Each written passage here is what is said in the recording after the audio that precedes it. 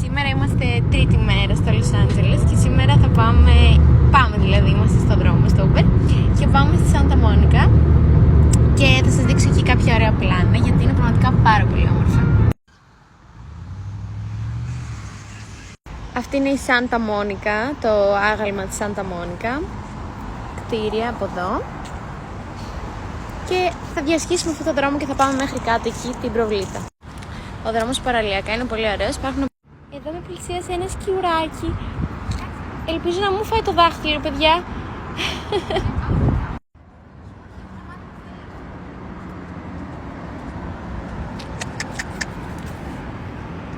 Και ένα outfit of the day.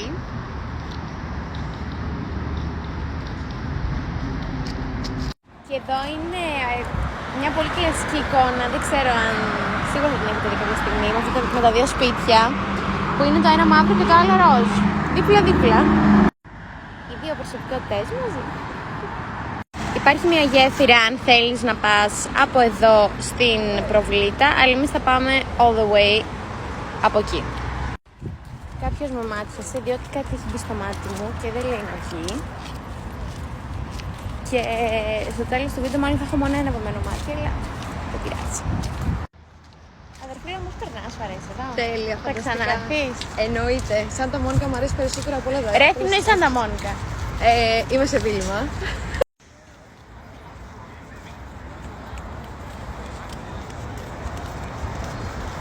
Σταματήσαμε εδώ να πάρουμε καρύδα και μάγκο. Το έφαγα το μισό, πήρα μάγκο και καρύδα.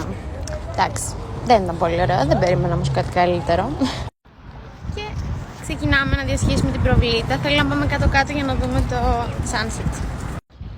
Είναι η δεύτερη φορά που έρχομαι στη Σάντα Μόνικα και στην προβλήτα. Και την προηγούμενη φορά δεν είχα κάνει... πώς το λένε, αυτό που ανεβαίνεις πάνω και κάνει γύρω-γύρω. Μιλώ, δεν θυμάμαι. Και μπορεί να το επιχειρήσω σήμερα.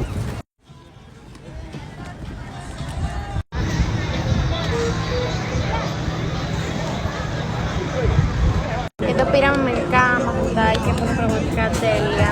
Ωραία δεν είναι αυτά. Περιττώ να σας πω ότι σε κάποια άλλη ζωή σίγουρα έκανα σερφ και ζούσα στην παραλία, σίγουρα.